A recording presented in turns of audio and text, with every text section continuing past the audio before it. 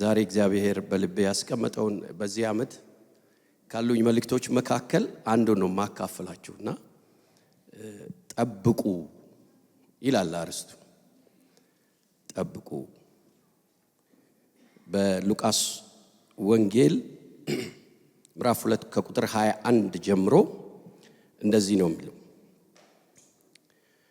ሊገርዙት 8 ቀን ሆኖት የመገረዣ ጊዜው ሲደርስ ከመጸነሱ በፊት መልአኩ ባወጣለት ስም ኢየሱስ ተባለ። በሙሴ ሕግ መሰረት የምንጻታቸው ወቅት በተፈጸመ ጊዜ ዮሴፍና ማርያም ሕፃኑን ለጌታ ለማቅረብ ወደ ኢየሩሳሌም ይዘውት መጡ። ይኸውም በጌታ ሕግ ተባዕት የሆነ በኩር ሁሉ ለጌታ የተቀደሰ ይሆናል ተብሎ እንደተጻፈ ለመፈጸምና ደግሞም በጌታ ሕግ 2 ዋኖሶች ወይም 2 የርግብ ጫጩቶች እንደተባለ መስዋዕት ለማቅረብ ነበር። በዚያ ጊዜ ጻድቅና ትጉህ የሆነ ስምዖን የሚባል አንድ ሰው በኢየሩሳሌም ይኖር ነበር። እርሱም የእስራኤል መጽናናት የሚጠባበቅና መንፈስ ቅዱስ በላዩ ያደረ ሰው ነበር። ደግሞም የጌታ መሲህ ሳያይ እንዳይሞት በመንፈስ ቅዱስ ተገልጦለት ነበር።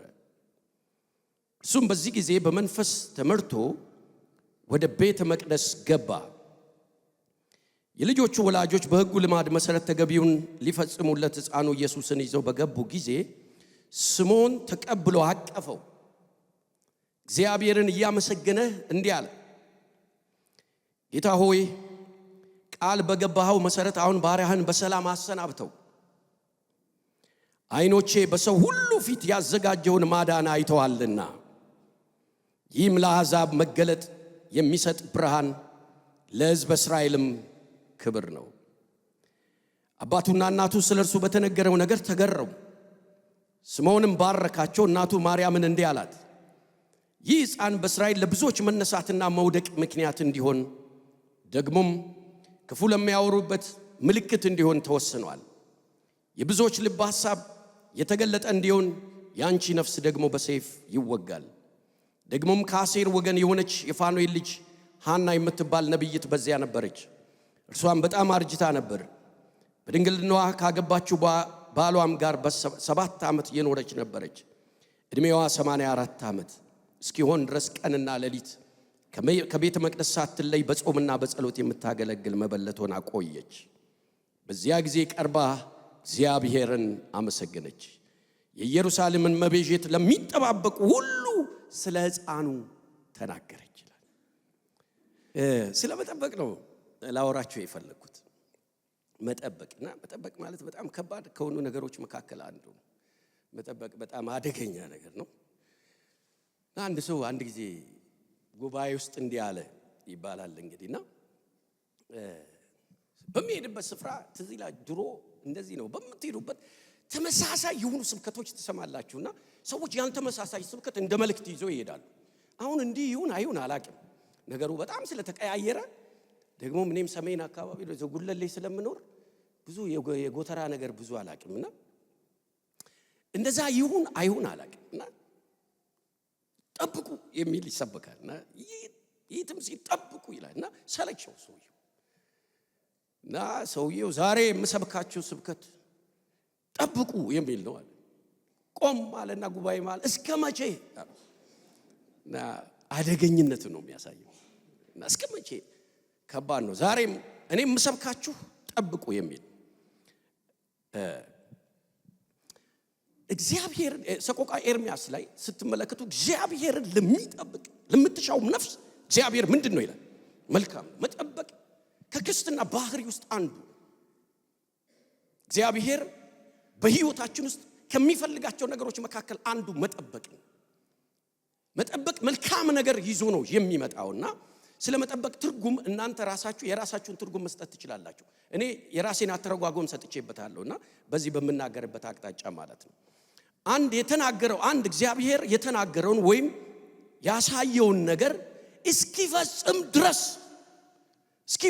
ድረስ መጠባበቅ ማለት ይሄ ነው መጠባበቅ። ሌላ ምንም ትርጉም የለም። እና መጠበቅ ከሚፈታተናቸው ነገሮች መካከል አንዱ ጽናትን ይፈታተናል። ስትጠብቁ ጽናታችሁ እየተፈተነ ነው የሚሄደው። ብዙ ሰዎች ፌል ያረጉት በመጠበቅ አቅጣጫ ነው። ምክንያቱም ሰው ዘመኑ ደግሞ አሁን አያስጠብቅም። ሰው ምግቡ ራሱ ፋስት ነው፣ ነገሩ ፋስት፣ ሁሉ ነገር በጣም ፈጣን ስለሆነ በፍጥነት እንዲደረግ ይፈልጋል። የሰዎች እኔ አሁን አንዳንድ ጊዜ ሰዎች የሚንከራተቱት ትንቢት ፍለጋ የተለያየ አይነት ነገር ፍለጋ ቆሞ እግዚአብሔርን በጽናት ከመጠበቅ ይልቅ የሚያሯሩጣቸው ነገር ምንድነው ካላችሁ ይሄ መጠበቅ የሚባለው ነገር ፈታኝ ስለሆነ ነው። ጽናትን ይጠንትን ይላል፣ ትዕግስትን ይፈታተናል። ትዕግስታችሁን ይፈታተናል። የሚጠብቅ ሰው ትዕግስት ሊኖረው ያስፈልጋል። መጽሐፍ ቅዱሳችሁን ሄዳችሁ ማየት ትችላላችሁ። ምን አይነት ሰዎች ናቸው ላሉ አንዳንድ ጊዜ ምናልባት የእድሜያቸውን 80% ወይም ደግሞ የእድሜያቸውን 70% በመጠበቅ ያሳለፉ የእምነት አባቶች አሉ። ስታዩአቸው ሌላው እምነታችሁን ነው የሚመታው። መጠበቅ ራሱ ወይ እምነታችሁን ከፍ ያደርጋል ወይ እምነታችሁን ይመታል። መጽሐፍ ቅዱስ እንደሚናገረው ጻድቅ በእምነቱ በምን ይኖራል ይላል? በሕይወት። የአንድ ክርስቲያን እምነት ተመታ ማለት ምን ሊመጣ እንደሚችል ከኒው ማጅ ከባድ። ተስፋችሁን ሁሉ ይመታባችኋል። እንግዲህ እነዚህ ነገሮች ያሉ ነው። አሁን ቅድም ያነበብኩላችሁን ሰዎች ስትመለከቱ ምናልባት የእድሜያቸውን 90% በመጠበቅ አጠባበቃቸው ደግሞ በጣም የሚገርም ነገር ነው የሚጠብቁት። ሰው እግዚአብሔር ተናግሮኛል ብሎ የሚጠብቃቸው ነገሮች ስሜቱን የሚያረካ ወይ በቃ ስሜቱን የሚያረካ ፍላጎቱን በሙሉ የሚያረካ መሆን መቻል አለበት አይደለም? እግዚአብሔርን ምናልባት እያንዳንዳችን የምንጠብቅበት ምክንያቶች ስንመለከት በጣም የሚያስቁ ሊሆኑ ይችላሉ። አንዳንድ ሰው በቃ ቤት እንዲሰራለት የሚጠብቅ ሊኖር ይችላል አይደለም? ክፉ አይደለም። የሆነ ትልቅ ስራ ለማግኘት ወይ የሆነ ነገር ታላቅ የሆነ በአንድ መስሪያ ቤት ላይ አለቃ ለመሆን በቃ በጣም የሚያጸልይ ሰው ሊኖር ይችላል። እነዚህ ሁሉ ክፉ አይደለም። እግዚአብሔር አሁን የቀረችው ፕሮግራም ተስፋ አንድ ብቻ ነው። እግዚአብሔር ተስፋ አንድ ሁለት እሱም በኋላ እናየዋለን። ግን እነዚህ ሰዎች አጠባበቃቸውን ተመልከቱ። በጣም በሚገርም ሁኔታ ነው የሚጠብቁትና ህይወታቸው ሲጠብቁ ደግሞ በህይወታቸው ውስጥ መጽሐፍ ቅዱስ ብላክ ኤንድ ዋይት የጻፈልን ነገሮች ተመልከቱ። የመጀመሪያው ነገር ስምዖንና ሐና የምትባለው እዛ እነሱ አካባቢ ያሉ ሰዎች አንድ የሚጠብቁት በጽድቅ ነበር ይላል። ጻድቅ ነበር ይላል። ጽድቅ በጽድቅ በትክክለኝነት ምንም በዚያ ዘመን ካለው ነገር ጋር ባለመነካካት ያለው ሁኔታ ሳይወስዳቸው ግርግሩ ሳያገኛቸው እግዚአብሔር የሚያደርገው የእግዚአብሔር ፕሮግራም በህይወታቸው ስለተረዱ ያኛውን በጽድቅ ነበር የሚጠብቁት። መጽሐፍ ቅዱስ ስለሚናገር ነው የምነግራችሁ። ብዙ ጽድቃቸውን ሊመታ የሚችላል። እስቲ መጽሐፍ ቅዱሳችን ውስጥ አንዳንድ ሰዎችን ተመልከቱ። ኖህ ይላል። ኖህ ማለት እግዚአብሔር መጣና መቼም እግዚአብሔር ሲናገራችሁ ሰው አስቀምጦ አይናገራችሁም። ብዙ ጊዜ ማስረጃ እነዚህን ሰዎች አስቀምጬላችኋለሁ ብሎ አይናገር። ድንገት በምጸልይበት ሊሆን ይችላል፣ በምተኛበት ሊሆን ይችላል፣ በምትቀመጥበት ብቻን ባለበት መጥቶ እግዚአብሔር የልቡን ሐሳብ ያፈሳል።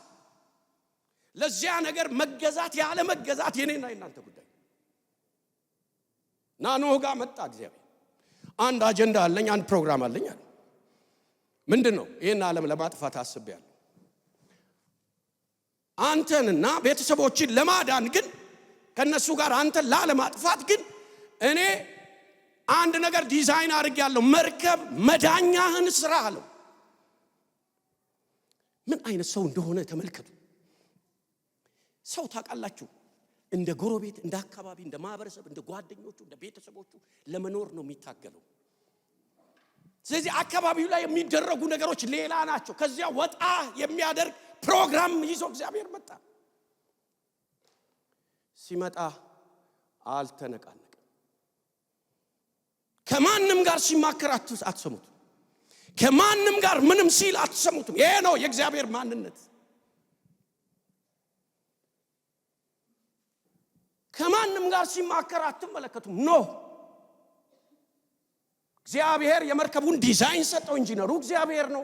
በዚህ ዲዛይን መሰረት አለው ይሄንን ስራ አለው። ያን መርከብ የሚሰራበትን እንጨት ለመቁረጥ ህይወቱን በሙሉ ጫካ ለጫካ ሲዞር ታያላችሁ። ሌላው ሲያርስ፣ ሌላው ሲነግድ፣ ሌላው ሲበላ ሲጠጣ፣ እሱ ግን ጉዳዩ አልነበረም። ሁሉ ጊዜ አንድ ቀን ሰማይ ይከፈታል፣ ዝናብ ይዘንባል ብሎ እንደ ሞኝ ያኛውን ነገር የሚተገብርበት ለሱ መሳሪያ የሚሆኑትን ነገሮች ለማድረግ ጫካ ሲገባ ታያላችሁ። ምርጫ ነው።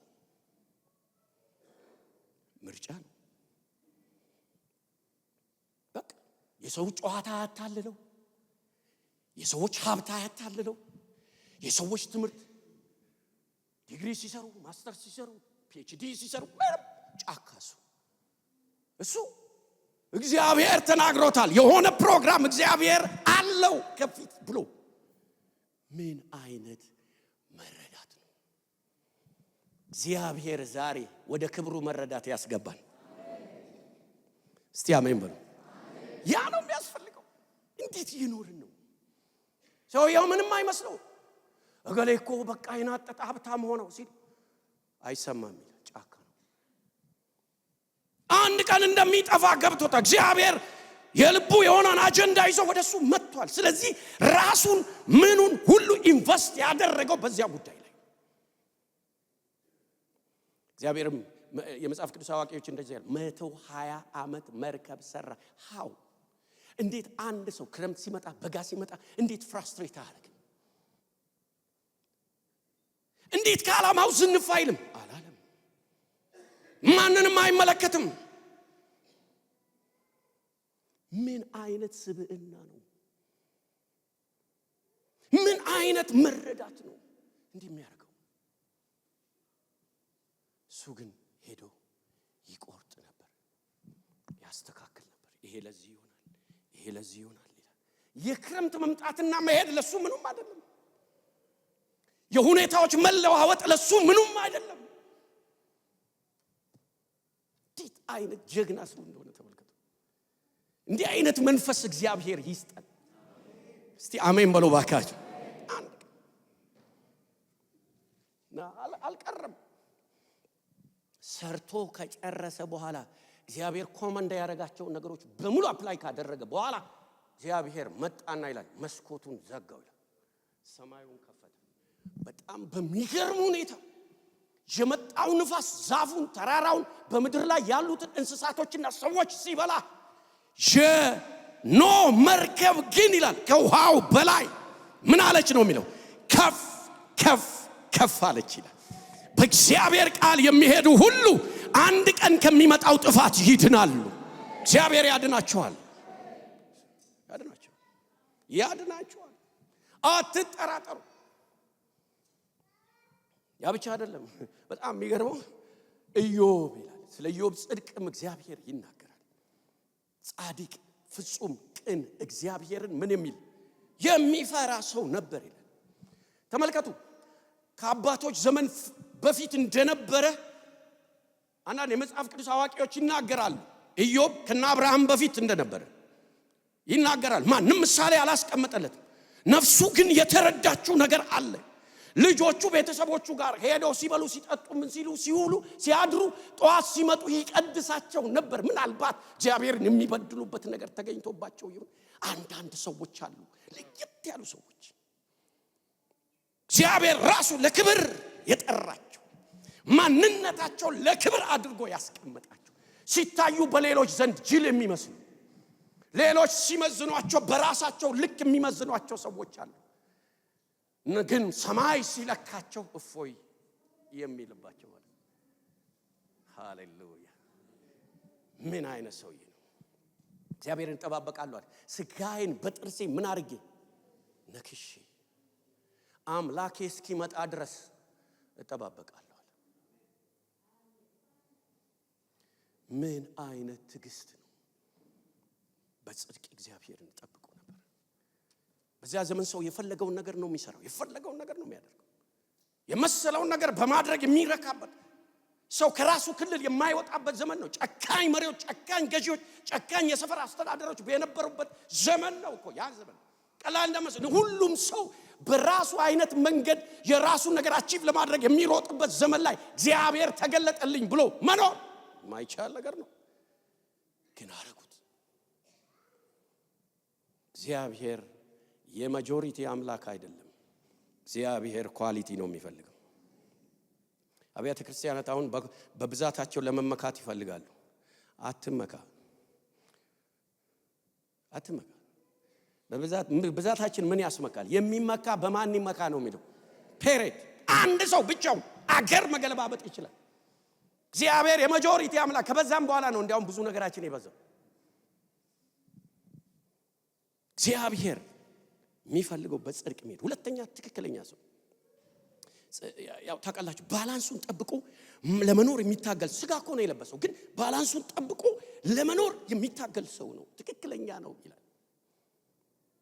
ትክክለኝነቱ በሰውም ዘንድ ነው በእግዚአብሔርም ዘንድ ነው። በሁለቱም መካከል ነው ትክክለኝነቱ፣ ለብቻው አይደለም። ስምዖንን ተመልከቱ። ትክክለኛ ሰው ይላል። በቃ ምን ማንንም አይሰማም። የሆነ አንድ እግዚአብሔር የተናገረው ነገር አለ። ስለዚህ ያን ነው የሚጠብቀው። ያን የሚጠብቀው ባላንሱን በመጠበቅ ነው። ብራዘር በዚህ ዘመን እግዚአብሔር የሚፈልግ ባላንስን ጠብቀ እንድትሄድ ነው።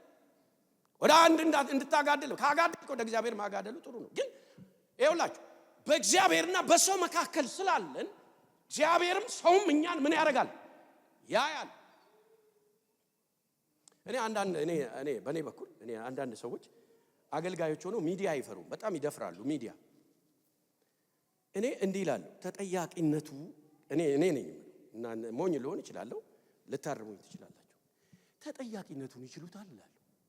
እኔ አሁን ቤተክርስቲያን ውስጥ አሁን ቸርች ከሚመሩት መካከል እኔ አለሁበት እና እፈራለሁ። አንዳንዴ ይቻል ይሁን የእግዚአብሔር ሐሳብ ይሰራ ይሁን።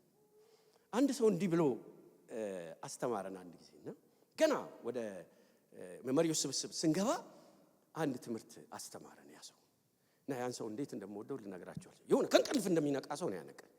እና ፓስተር በነበርኩበት ጊዜ አለ። አሁን ፓስተር አይደለም፣ አሁን ፓስተር ነው፣ ግን ሌላ እንትኖችን ነው ረን የሚያደርገው። እና እንዲህ አለ፣ ሁል ጊዜ አንዳንድ ሾች ከባድ ሾች ወደ እኔ ሲመጡ አለ ፊት ለፊቴ በተቀመጥኩበት ወንበር ላይ እዘረጋውና ጌታ ኢየሱስ በዚህ ዘመን ቢኖር ሌን ምን ይለዋል እላለሁ አለ። ምለካው አለ በክርስቶስ ሚዛን ነው ምለካው አለ። እና ደነገጥኩ እንጂ ዝም ብዬ እንደመጣልኝ አልልም አለ። አልኩኝ እና ከዚያ ጊዜ በኋላ ፈራዋል። እና ቸርች ከፍቶ ረን ሲያረጉ ምን አስቡ ነው እላለሁ፣ እፈራለሁ። ቸርች መክፈት ደስ ይላል አይደል? እኔ ራሴ በኔ እግዚአብሔር ተጠቅሞ ቸርች ፕላንት አድርገን በሙሉ ወንጌል ደረጃ ማለት ነው ብዙ ቸርቾች እንትን ብለዋል፣ በኔ ተጠቅሞ ማለት ነው። ያው ከዚያ በኋላ ፖይንት አደረግንና ላጣለን። እኛ ቸርቾቹ አሁን ትልልቅ ናቸው። እና ተጠያቂነቱ ላለ በትክክል የሚኖር ነው። ሰውኔና እናንተን ሲመለከት አብሮ የክርስትናው ማህበረሰብና ክርስቶስን ነው የሚያየው። ሃሎ ስትራመድ፣ ሻይ ስትጠጣ፣ የሆነ ነገር ስታደርግ፣ መስሪያ ቤት ውስጥ የምናደርጋቸው ነገሮች፣ ተደብቀን አንድ ክፍል ውስጥ የምናደርጋቸው ነገሮች ስናደርግ የሚያውቁን ሰዎች በሙሉ እኛነታችንን ብቻ አይደለም የሚያዩት፣ ከጀርባችን የሚያዩት ነገር አለ። ያን መልስ መስጠት ይቻል ይሆን እላለሁ። ይህ ሰው ግን እንደዚህ ነበር የሚኖረው። በሰውም ዘንድ በእግዚአብሔርም ዘንድ በትክክል ለመኖር ጥረት የሚያደርግ ሰው ነበረ። ትክክለኛ ሰው ነበረ። እግዚአብሔር ይሄን መንፈስ ይስጠን ወገኖቼ። ተጠራን እንጂ ሩጫ አልጨረስንም። ምናልባት ትንሽ ተጓዝን እንጂ ሩጫችን ገና ነው። መደምደሚያው ገና ነው። አሁንም አለ። እኛ መልእክተኞች ነን። እኛ የክርስቶስ ኢየሱስ ተምሳሌቶች ነን። የእግዚአብሔር መንግስት ነጸብራቆች ነን። ይህች ዓለም ታልፋለች። እግዚአብሔር በፈለገ ጊዜ ይጠራናል። ሲጠራን ግን ሁለት ነገር ነው። አንደኛ የተጠራንበት ዓላማ በትክክል ካላከናወን እንጠየቃለን።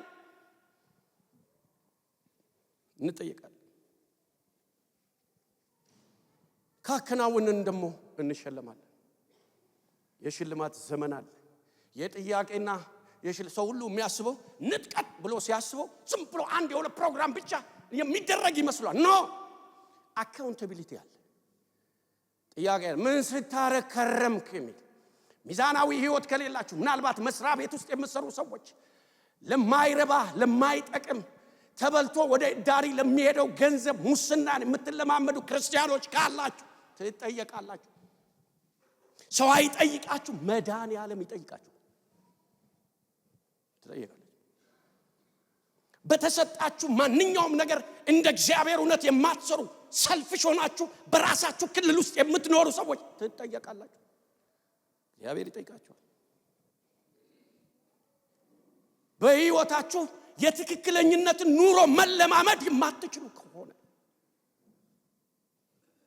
አደጋ ውስጥ ናችሁ ማለት ነው፣ እኔንም ጨምሮ። ሰውየው ግን እንደሱ ነበር። በጣም ይቅርታ ታደርጉልኛላችሁ።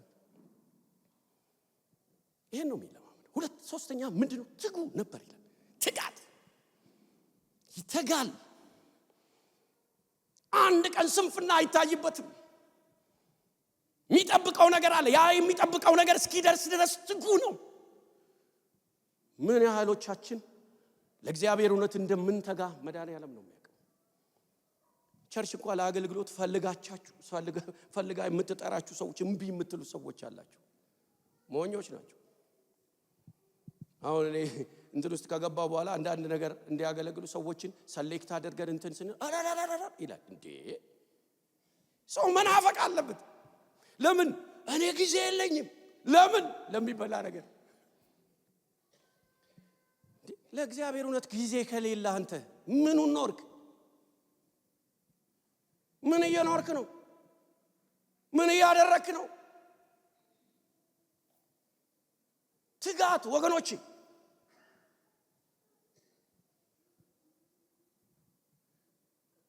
የትጉ እጅ ሁሉ ጊዜ ሀብትን ትሰበስባለች አይደለም ነው? የትጉ እጅ የምታከማቸው ነገር ያ ሰው የትጉ ነው። ጎበዝ የሚለው የለም። ምናልባት ሊርበው ይችላል፣ ሊቸግረው ይችላል፣ ግራ ያለው ይተጋ ነበር። ተመልከቱ፣ በትጋት እግዚአብሔርን ይጠብቅ ነበር። ያ ብቻ አይደለም፣ እየተጋ አንዳንድ ነገር ያያል። የእስራኤል መጽናናት የሚሆን አሁን እሱ የሚያይ ተመልከቱ። እሱ እኮ የሚያየው እሱ የሚመለከተው የሆነ ሕፃን ልጅ ነው የሚያየው። አንድ ሕፃን ልጅ አንድ ቀን መጥቶ እጄ ይገባል ብሎ ነው የሚያስበው። ሰው እንዴት ሕፃን ለማየት ይተጋል? አንድ ትንሽ ልጅ ለማየት እንዴት ይተጋል ሰው? የሆነ ሀገር ሲገለባብጥ አይቶ እንኳን ደስ ብሎት እንዲኖር የመፈለግ አይነት እንደስ ያተ ሕፃን አቅፎ ለመሞት ምን አይነት አስገራሚ ሰው ነው! ምንም እኮ የሆነ ሀብት የሆነ ፎቅ ምናምን ሰርቶ እኮ አይደለም። የሆነ ሚኒስተር ምናምን ሆኖ የሆነ እንትን ሆኖ እኮ አይደለም። ሴሌብሪቲ ምናምን ሆኖ እኮ አይደለም። በዓለም ታውቆ ደረቱን ነፍቶ ምናምን እኮ ሕፃን አቅፎ ለመኖር ይጠባበቅ ነበር። ትንሽ የሆነ ልጅ ስለ ሕፃን መጽሐፍ ቅዱስ ከሚገርመኝ እንትን ውስጥ ትንሽ ሕፃን ልጅ ይላል አይደል? በእስራኤል ዘመን ያቺ ማናት ሴትዮዋ የእስራኤልን የአይሁድን ዘር የእንትኖችን ዘር በሙሉ አጠፋች አይደለም? ጎቶሊያ አጠፋች ይላል። እና ከነገስታት ልጆች መካከል አንድ ትንሽ የ6 ወር ሕፃን ነው ምናምን ተገኘ። ወሰዱና ደበቁት። ሰው እኮ ሰልፍሽ ነው። አንዳንድ መንፈሳዊ እንትን ያላቸው ሰዎች አሉ። ደበቁት። ሲደብቁት ለምን እንደሆነ ታውቃላችሁ? የእግዚአብሔር መስመር እንዳይበላሽ። እነሱ የሚሟሟቱት ለእግዚአብሔር እንጂ ለራሳቸው ክብር አልነበረም። ንጉስ ለመሆን አልነበረም። ልጁን ለማንገስ ሲያድግ ለማንገስ ከ6 ዓመት በኋላ አመጡትና ነገሱት። ምን አይነት ጭንቅላት! ሰው ለመንፈሳዊ ነገር ይህን ያህል ይጠነቃል? እንዴት ልጅ ትልቅ ይሆናል ብለው ያስባል ሰው? አስቡ። እነሱ የልጁን ማነስ ሳይሆን በሱ ላይ ያለውን ኪዳናዊ ያ ነው እኮ ትልቅ የሚያደርገው የልጁ ማደግና ማነስ አይደለም። እኔ በቸርቻችን እንኳን እኔ ረጅም ጊዜ ሙሉ ጊዜ አገልጋይ ሳልሆን አገልግዬ አውቃለሁ። ረጅም ጊዜ ምክንያቱም ያኔ ጺም አላበቀልኩም። ይሄው አሉ እዚህ ጋር ሽማግሌዎች ያኔ አዲስ አበባ ሙሉ ወንጌል እንትን ነበሩና እኛን ወደ ወንጌላዊነት ለማምጣት የነበረባቸው ምጥ እንዴት አድርገን ልጅ ወደዚህ እናመጣለን አማጡ። እኛ ደግሞ አመጡ ምን አገባን ዝም ብሎ ግን እግዚአብሔር አመጣልና ይሄው እነሱ ተቀላላ አይሉም ቸርች ውስጥ እኛ ነን ቸርቹን ረን እያደረግን ያለ። መንፈሳዊ ሰው እንዲህ ነው የሚያየው። አይኑ እንዲህ ነው የሆነ ዝም ብሎ ጨፋና አይደለም። ሰው ሲመለከት ኮቱና ሱሪውን አይደለም የሚያየው በውስጡ የተቀመጠው የእግዚአብሔር ዓላማ አዩ እነዚህ ሰዎች። ሰው ያን ነው ያየው። እስራኤልን የሚያጽናና ነገር ይጠብቅ ነበር። ምን አይነት ሰው እንደሆነ ተመልከቱ። ያ ብቻ አይደለም፣ መንፈስ ቅዱስ የሞላበት። መንፈስ ቅዱስ ይሙላባችሁ። ብቻችሁን አትሁኑ። ቻላቫራዲያ እስቲ አሜን በሉ። መንፈስ ቅዱስ ውስጡ አለ። ሁሉ ጊዜ ነገሮችን በመንፈስ ቅዱስ አማካይነት ነው የሚያየው። ብቻውን አያይም። አንተ ካንተ ጋር ያለው መንፈስ ዛሬን አይደለም መጨረሻህን ያሳያል። መንፈስ ቅዱስን ድሮፕ እንዳታረጉ። በመንፈስ ቅዱስ የተሞላ ነበር ይላል። ያራራባራላባ በአይዞ ይለዋል። ሃሌሉያ። እኛ ራሳችን በብዙ መከራ ውስጥ እንድናልፍ ያደረገው የመንፈስ ቅዱስ ነገር ነበር። አይዞ ይለናል። እኔ መንገድ ላይ ሲሄድ ይናገረኝ። እሺ በቃ እሱ ከተናገረኝ ረሃቤ ይጠፋል። ታውቃላችሁ ቀድሞ የነበረው አንድ አገልጋይ ካልተራበ ይላል። እኔ ከየት እንዳመጡት ቴዎሎጂውን አላውቅም። እውነቴን ነው የምላችሁ። ስህተት ነበር ግን እኛ ተጠቀምንበት። እግዚአብሔር በዛ ውስጥ ጠቀመን። በስህተት ውስጥ እግዚአብሔር መልካም ነገር ማውጣት ስለሚችል ልባችንን ጠበቀ። እነሱ እንዲህ ይላሉ፣ እኛ ግን መንፈስ ቅዱስ አይዞ እናንተ መንፈስ ቅዱስ ለዘላለም ከናንተ ጋር ይሁን፣ ሁሉ ይቅር፣ በመንፈስ ቅዱስ የምትመሩ እግዚአብሔር ያደርጋችሁ። አሜን ነው ወይ? እኔ አንዳንድ ነገር ንቅ ነበርና ምንም የለኝም እኮ ጧት የምበላው ቁርስ የለኝም ግን እንቃለሁ። የሚያስርቀኝ መጥቶጄ የገባውን ኦፖርቹኒቲ ነው ድሮፕ አድርጌ ያውቃል። ብዙ ሰው አበደ ነው የሚለኝ፣ እኔ አላበድኩም። እኔ ራሴ አንዳንዴ ቆይቼ ምን ሆኜ ነው እላለሁ። ሁለት ጊዜ እኔ አሜሪካን ሀገር የመሄድ እድል አግኝቻለሁ። ሁለት ጊዜ ያለቀ ጉዳይ ኤምባሲ ሁሉ እንትን አለ። በቃ አትሂድ ሲለኝ ቀረው እንደብድ። ቤተሰብ አበደ። እኔ ራሴ ግራ ገባኝ ከቀረው በኋላ ዴድላይኑ ካለፈ በኋላ ወይኔ ያልኩ ሪግሬት አረው። ግን ያኔ ልቡን ማን ሰጠኝ ብዬ ሳስብ እሱ መንፈስ ቅዱስ ከናንተ ጋር ይሁን። መንፈስ ቅዱስ ልሳን አይደለም አናግሮ የሚሄደው ዘላለማዊ መንገድህን ያመቻችልሃል። እስቲ አሜን በሉ ባከ። መንፈስ ቅዱስን ሪጀክት የምታደርግ ማንነት ትወድቃለች፣ አትደርስም። ረጅም መንገድ አትሄድ፣ ፌል ነው የምታደርገው። በመንፈስ የምትመራ ግን ያለውን ጠንካራ ነገር ሰብራ ትሄዳለች። ዛሬ በኢየሱስ ስም በዚህ ቤት ለዘላለም መንፈስ ቅዱስ ይንገስ። አዎ ይንገስ። ሙሉ ወንጌል ያኔ ችግር ነበርና አንድ የሆነ ቸርች የምታውቁት ቸርች ነው፣ ገና ተመሰረተ። ከባድ ቸርች ነው። መጀመሪያ ቀን ሄድኩና ፊት ለፊት ቁጭ አልኩ። የምስረታው ቀን ሄድኩ። አቤት የነበረው አምልኮ! ዛሬ እናንተ አላመለካችሁ ምን እንደሆናችሁ አልገባኝም። እንደኔ ማለት ነው። እና የነበረው አምልኮ አቧራው ጫሰ። ከዚያ ቃል መጣ። ከዚያ ምሳ ተለቀቀብን። ተመልከቱ እንግዲህ ምሳ በላው። ትንሽ ቆይቶ ኬክ አመጡ በላው። ከዛ ዋና ፓስተሩ መጡና አንድ ነገር አሉ። እኛ የመጣ ነው አሉ ከያባተ ክርስቲያናቱ ለተገፉ አገልጋዮች እነሱን ለማሰማራት ነው። ባዝማም አልኩ። የመጀመሪያ ተመዝጋቢ ፊት ለፊት ስለነበርኩ ፊት ለፊት ሄጄ የተመዘገብኩት እኔ ተመዘገብኩ። እንዳንተ አይነትማ እንፈልጋለን አሉ። እሺ። ከዛ አንድ የምትጸልይልኝ ሴት ነበረችና የምስራች ልነግራት ካለቀ ሁሉ ነገር ካለቀ ከተቀጣጠረን ወረቀት ምናምን ከተሰጠን በኋላ ሄድኩ። ተንበርክካለች። በሯን አንኳኳ። ማን ነው ስትለኝ እኔ ነኝ አማኑኤል ነኝ። ቀጭቃጃው ናና ተንበርከካለች። ተንበረከኩ። እግዚአብሔር እንዲህ ይላል በበላህበት ለመቆም ለምን ፈለክ ይላል እግዚአብሔር አለ። ደነገጥኩ። ከየት ነው የመጣው? እዚያው ሙሉ ወንጌል ተመለስ ይላል እግዚአብሔር። ሹክክ ብዬ ተመለስኩ። ይሄው እስከዛ ይመራል። በትዳሬ መርቶኛ ያውቃል እግዚአብሔር። የዛሬ 21 ዓመት ነው ያገባሁት እኔ። ጌታ ይባርከኝ። በትዳሬ ማላቃትን ነው መርቶ አሳይቶ እግዚአብሔር የዳረኝ። በማደርጋቸው ነገር አንድ ነገር ልንገር፣ መንፈስ ቅዱስ ይመራሃል። እንዲህ አይደለም የሚለው ወደ እውነት ሁሉ ምን ያደርጋል ይላል። ግን ለሌላው ጅል ትመስላለህ፣ ሞኝ፣ ምንም የማታውቅ። በቃ ሙሉ ወንጌል ተመለስኩ። ይሄው እስከ ዛሬ ስቲክ አድርጌ ዘው ውጣም አላለኝም ግባም አላል ቁጭ ብዬ። ይመራል። አንተ መንፈስ ቅዱስ ይመራል። ይሄ ሰውዬ የበረታውና የተመራው የጸናው በመንፈስ ቅዱስ ኃይል ነው። አልናቀውም። አቤት ብሎ ተቀበለው። ሻላቫራዲያስ አቤት። ጅኒውን የሆነ መንፈስ የተቀበሉ ሰዎች ሁሉ ጊዜ ጽናታቸው አስገራሚ ነው። የፈለገ ድብደባ ቢመጣባቸው ያጠነክራቸዋል። በመንፈስ የተሞላ ነበር ይላል። ሌላው መሲሁን ሳይ እንደማይሞት ተረዳ።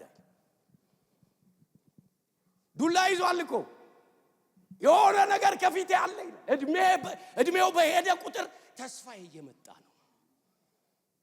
ተረዳ። በጣም እኮ ቢገርም እኮ ነው።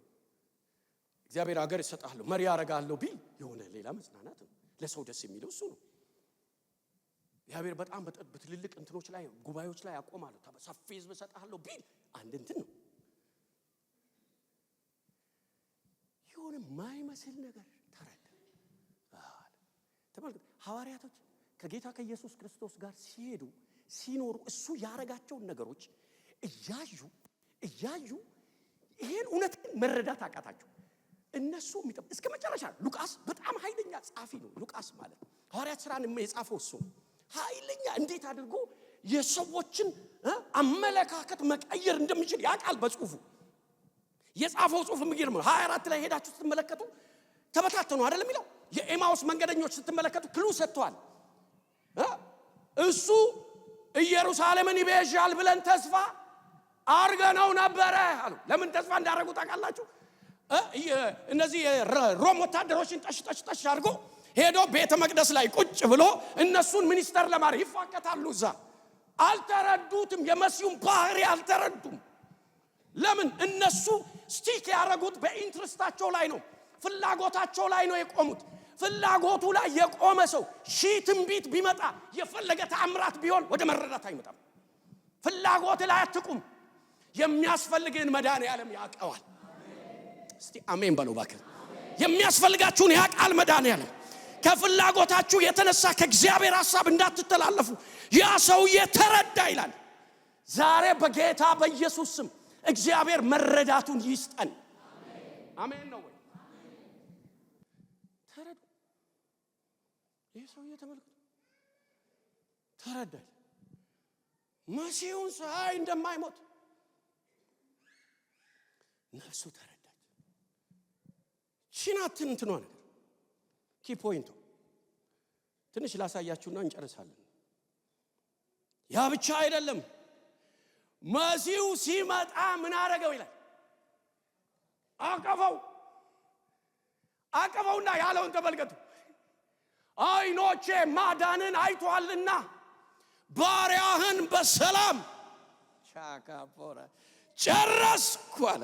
ምን አይነት እድለኛ ነው! ተረዳ፣ ሄደበት፣ ደረሰበት። ሶስቱንም ነው ያረገው። ይሄ ሰው በምን? በጽናት፣ በምን? በእምነት እግዚአብሔርን አመነ፣ ደረሰበት፣ አቀፈው ይላል። ፔሬድ ሩጫዬን ምን አድርጌያለሁ? ጨርሻለሁ። ታውቃላችሁ፣ አንዳንድ ሰው ፓስተር ለመሆን ያለው አክሮባት ልነግራችሁ አልችልም። ወይ ነብይ ለመሆን ያለው አክሮባት ልነግራችሁ አልችልም። ቸርች ውስጥ ትርምስ ነው የሚፈጠረው።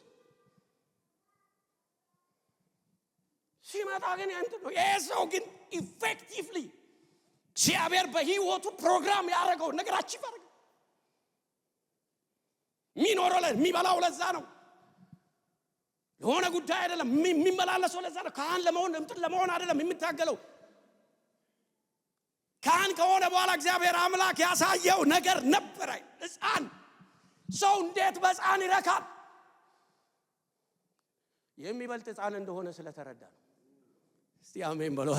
በዓለም ሁሉ የሚበልጥ ኢየሱስ እንደሆነ ቻካ ፓራላቫዲያስ እስቲ አሜን በሉ ባካችሁ። ረካ ይሄን ካቀፍኩ ይበቃኛል አለ። ሰው እኮ በክርስቶስ አይረካም። ብዙዎቹ አይረኩም እኮ እንዳንረካ ነው ትምህርቶች። አሁን ከተማይቱ ውስጥ ያሉ ትምህርቶች በክርስቶስ ብቻ እንዳንረካ እያደረጉን ነው ያሉት።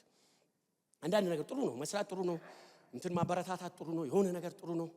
ግን ልንገራችሁ ለዚህ እኮ ነው መኒ ሚራክል የመጣው እኮ ለዚህ ነው። ይሄ የሐሰተኛ ትምህርት በክርስቶስ እንዳትረኩ ያደርጋቸዋል። መች ጣለን? እኔ አሁን 34 ዓመቴ ነው ማገልገል ከጀመርኩ። ጌታ ይባርክ። እዚሁ ሙሉ ወንጌል ውስጥ ነው ያለሁት 34 ዓመት ሙሉ እኔ ሰርቼ አላውቅም። ነግጄ ስለተጠራው ማለት ነው። የተጠራችሁ ሰዎች በዚህ አይነት መንገድ ልትመጡ ትችላላችሁ። ያልተጠራችሁ በተጠራችሁበት መሄድ ትችላላችሁ። እኔ ምሳሌ የሰጠሁት እንትን ነው። አንዳንድ ሰው ደግሞ ስራ እንዳታቆም ደግሞ 34 ዓመት ሙሉ እየተንከባከበ አሜን ነው ወይ የሚያስፈልገውን ነገር ያረጋ እግዚአብሔር ታማኝ ነው። አንተ ሻላቫራዲያስ እግዚአብሔር ታማኝ ነው በሉ ባካችሁ። ታማኝ ነው እግዚአብሔር። የዚህ የስምዖን ትልቁ ነገር እግዚአብሔር ታማኝ እንደሆነ ነው የተረዳው።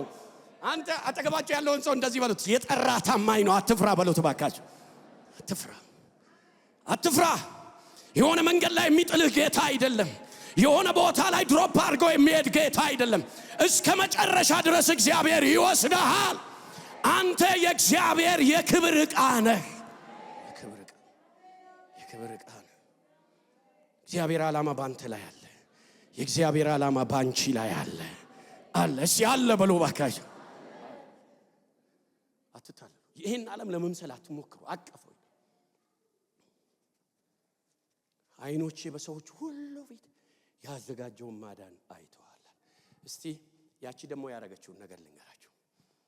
አርጅታ ነበር። የ85 ዓመት ሴት ናት። በአግብታ በ7 ዓመት ባሏ ሞቶባት ቤተ መቅደስ ከገባች በኋላ እሷም ስለ መሲሁ ተረዳች። ያደረገችው ነገር ምንድነው? በጸሎት ይላል። ጠዋትና ምን ማታ በምን በጸሎት ትጸልያለች። ታውቃላችሁ ጸሎት አታካች ከሆኑ ነገሮች መካከል አንዱ ጸሎት ነው። ግን መጣ። እኔ አንዳንዴ ከባለቤቴ ጋር ጸልይኩ ምንም የለም ባይኖርም ኢየሱስ አለ ትለኛል። እሺ ስለታከተኝ እኮ አታካች ነው። መልስ ከሌለው ፈጠን ብሎ ካልመጣ ሰው ደግሞ ፈጣን ነገር ነው የሚወደው ብያቸዋለሁ። ካልመጣ ያታክታል። እነሱ ግን አይታክቱ። ሳይታክቱ ዘወትር እንዲጸልዩ አይደለም እንደምንጽፍ ሳይታክቱ ዘወትር እንዲጸልዩ ጌታ እንዲህ ያላቸው ይላል። አትታክቱ። አንድ ነገር ልንገራችሁ። እኛም የምንጠብቀው ቤተክርስቲያን የምትጠብቀው አንድ ተስፋ አለ። ያኔ ሕፃን ሆኖ መጥቶ አድጎ ስለኛ ሞቶ እኛን ወደዚህ ያመጣ ምክንያት የሆነ ያረገ ኢየሱስ ተመልሶ ይመጣል። እስቲ አሜን በሉ ባካችሁ። እስቲ ይመጣል በሉ ባካችሁ። ይመጣል። ኢየሱስ ይመጣል። የምንጠብቀው ተስፋ አለ። የምናየው ነገር አለ። የምንዋደቅለት ነገር አለ። አንድ ቀን የዚህን ዓለም ስርዓት ለመቀየር ኢየሱስ ተመልሶ ይመጣል። አሁን ያለ ስርዓት እንደነበረ ምን አይሆንም ይላል። አይቀጥልም። ጭቆናው አይቀጥልም። ብዝበዛው አይቀጥልም። ዘረኝነቱ አይቀጥልም። የበላይ የበታችነቱ አይቀጥልም። ኢየሱስ ይመጣል።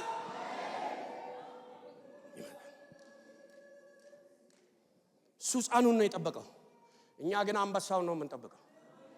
እስቲ አሜን በሉ። የኛ ይበልጣል ወገኖቼ። ስለዚህ ምን በሉ? ጽኑ። በእምነታችሁ ጽኑ፣ እንደ ሌሎች አትሁኑ። የማይገረሰስ ሥርዓት አሜን ነው ወይ? ታውቃላችሁ አይደለም? በክርስቶስ መንግስት ጊዜ የጸኑ ሰዎች ምን እንደሚሆኑ ታውቃላችሁ? አለቆች ተደርጎ ይሾማል። የገዢነት ዘመን አለ። እኔ አይደለም ማለት መጽሐፍ ቅዱስ ያውም የማይገረሰስ መንግስት፣ ኩዴታ የማይደረግበት መንግስት፣ ጫካ ተገብቶ የማይፋለሙት መንግስት፣ የዚያ መንግስት ባለስልጣን እግዚአብሔር ያደርገናል። ስለዚህ ጽኑ፣ እመኑ፣ እምነታችሁን አትጣሉ፣ በርቱ። አሁን እኛ የተሰበሰብነው ለዚህ ነው ወገኖቼ። እግዚአብሔር ቤት እንዲሰራልን አይደል? ጥሩ ነው ቤት ቢሰራላችሁ ምንም ችግር የለውም፣ ደግሞ ይሰራላችኋል። ገብቷችኋል? የሚያስፈልጋችሁን እግዚአብሔር ያደርጋል። እንደ ዓለማዊ ለመሆን አትሞክሩ፣ እንደ ሌሎች ለመሆን አትሞክሩ። አልሞከሩም። ባላንሳቸውን ጠብቀው ነው ይኖሩት። we have to keep our balance። የኛን ባላንስ መጠበቅ መቻል አለበት። ክርስቶስን አታሰድቡ። ለማይሞላ ስስት፣ ለማይሞላ ነገር እየተራኮትን የቆጡን አወርዳለሁ ብላ እንደተባለው እንዳይተረትብን የከበረውን ነገር ይዘናል። አይኖቻችንን በእግዚአብሔር ላይ እናድርግ። አንድ ቀን ኢየሱስ መንግስቱን ይዞ ይመጣል። እስቲ ይመጣል በሉ ባካችሁ። ብንልም ባንልም ይመጣል። እስቲ አሜን በሉ። ይመጣል። ለዚህ ነው መዘጋጀት። ለዚህ ነው ታውቃላችሁ አይደለም? ኃይለኛ የሆነ ለማስረሳት ከባድ የሆነ እንትኖች እየመጡ ነው ያለው። በተለይ ይሄ ፌስቲጂንግ ከሚባለው ነገር ራሳችንን መጠበቅ መቻል አለብን። የአጋንንት የዚህ የዌስተርኖችና መጽሐፍ ቅዱስን ቀላቅለው ባላንስ አድርጎ ሰዎችን እንትን ለማድረግ የተጠቀሙበት ነው። ኬኔን የተባለ ሰው የፈለሰፈው ፍልስፍና ነው። ከላይ የተገለጠ እንዳይመስላችሁ እውነትን ለማስጣል ብዙዎች በዚህ እውነት ተጥሎ አንድ አሜሪካዊ ሰው ስሙ ማን እንደሆነ ሂውስተን ቴክሳስ ውስጥ ነው የሚያገለግለው። በሚያገለግልበት አዳራሽ ስቴዲየም ውስጥ ነው 65000 ሰው ሰንበት አቴንድ ያደርጋል። 65000 ኦፕራን ፍሬ የምትባል ሴት ናት የጠየቀችው። እሷ ናት የጠየቀችው መንግስተ ሰማያት ይገባል ወይስ አይገባም ሲባል ጋን ነው ሳል እንኳን እግዚአብሔር እኛም እናውቃለን። ያ ሁሉ ህዝብ አቴንድ የሚያደርገው ከዚያ ሁሉ የሚሰበስበው ገቢ እየበላ የሚኖር ሰውዬ እግዚአብሔርን ድሮፕ አደረገ። እግዚአብሔር የሚቃወመው መቃወም አለ። ባላንሱን የጠበቀ ለምን? ስለ ክርስቶስ አይደለም ይለው በዕብራውያን ላይ አማኞች ስለ ክርስቶስ የበግ ሌጦ ለብሰው አይደለም ይለው ተርበው ተቸግረው ኖሩ ይላል። አዩ ዓላማቸውን፣ አዩ ዘላለሙን። እግዚአብሔር ዛሬ የዘላለም አይናችንን ይክፈትልን። ዛሬ አግኝቻቸዋለሁ፣ አለቃቸው ዘላለማችን እኛ የምናየዋለን። የኔ አምላክ የሚያስርባ አምላክ አይደለም፣ የሚያጎሳቁል አምላክ አይደለም። በልካችን ግን ጠብ ያደርግልናል። ሁል ጊዜ የተረፈን ነገር የሚፈልግ በተረፈ አትረካም። በእግዚአብሔር ካረካ የተረፈ ነገር አያረካም። እኛን የሚያረካው ኢየሱስ ነው። ሃሌሉያ።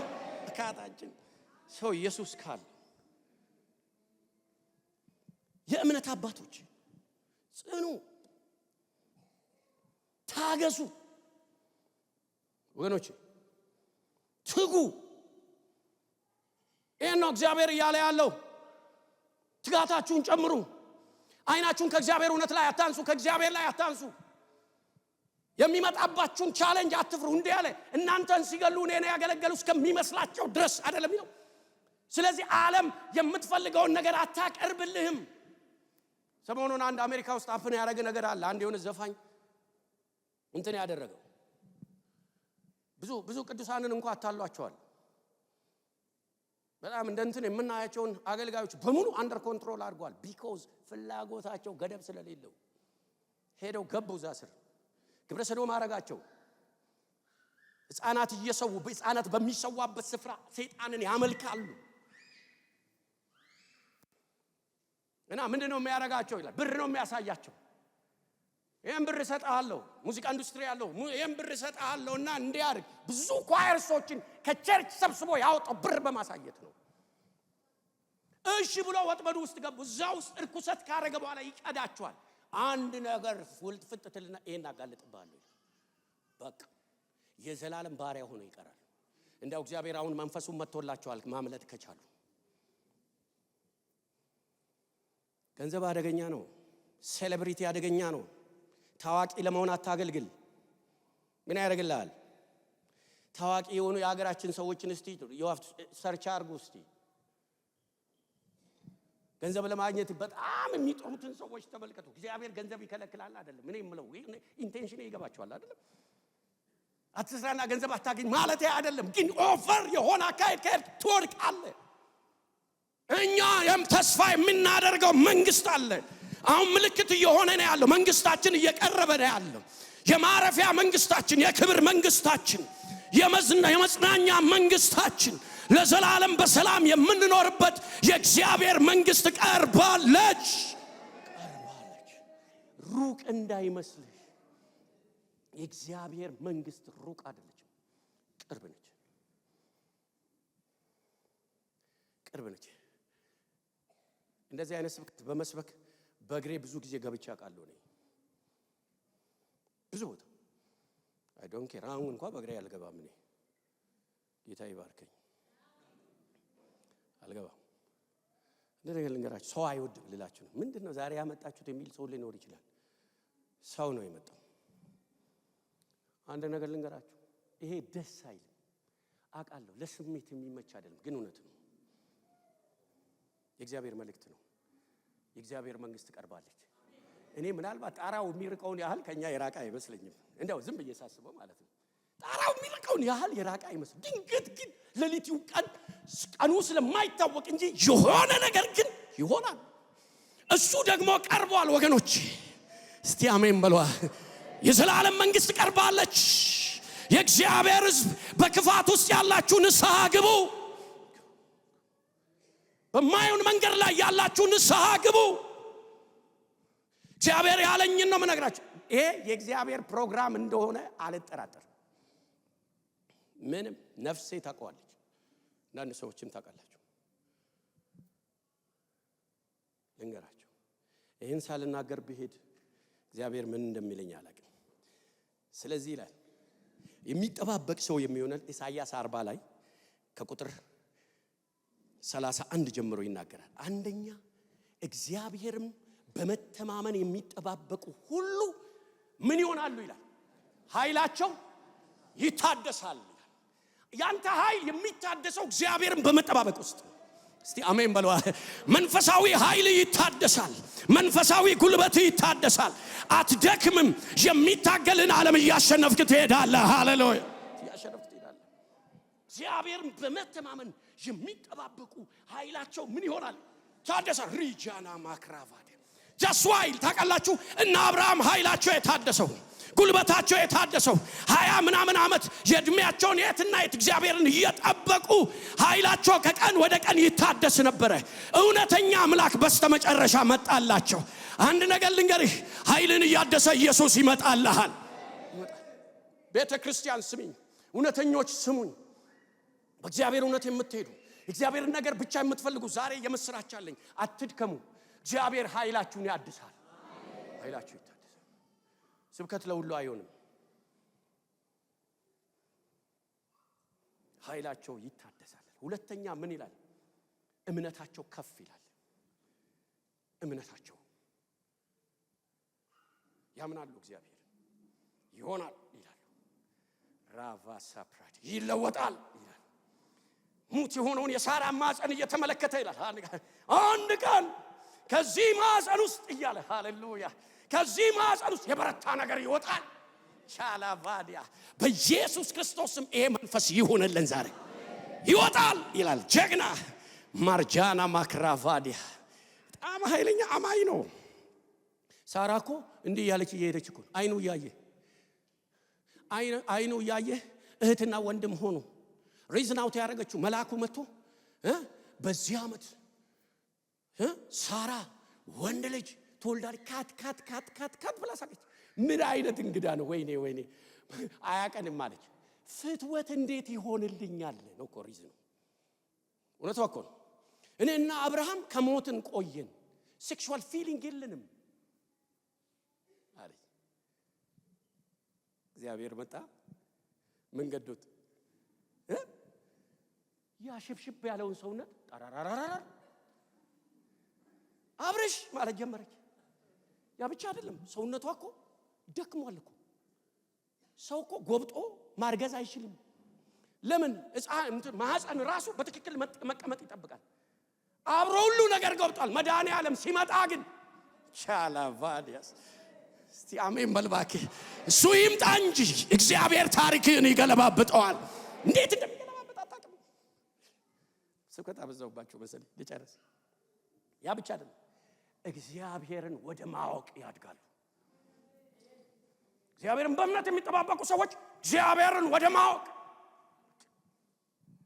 አንዳንድ ነገር የጅል እንትን ይመስለኝ። ሰዎች ይመክሩኛል አንዳንዴ፣ ለምን እንዲህ አታረግም፣ ለምን እንዲህ ለምን አይሆንም ይሉኛል። እኔ በቀላል ማድረግ የምችለው ማለት ነው። ሳየው ምንም ሰብስታንስ አይሰጠኝም። በቃ በምክር ደረጃ እኮ ስትሰሙት ሰማይ ነው የሚሰቅላችሁ። በአንድ ጊዜ እንዲህ ትሆናለህ፣ በአንድ ጊዜ እንዲህ። እኔ ግን እዚህ ጋር ዘግቷል። አሁን ከዚህ ምንድነው ትርፉ ላለው? ትርፉ ምን? እንደ ምክር ግንባራቸውን ስሜ ቻው፣ ከዛ ወደ ራሴ ሜዳ ገባለሁ። ይሄን እኔ አይደለሁም ያልኩት፣ ሰው አይደለም። አንዳንዴ እኮ እግዚአብሔርን እከሳለሁ፣ እንዲህ አድርገኝ ይሏል። ያ ሁሉ እዛ ውስጥ ይጠቃለላል። ኖ፣ እግዚአብሔርን ካወቅ የሚያረካ እግዚአብሔር ብቻ ነው። እግዚአብሔርን ወደ ማወቅ ያመጣል። የመጨረሻውን ነገር ልንገራችሁና ልጨርስ።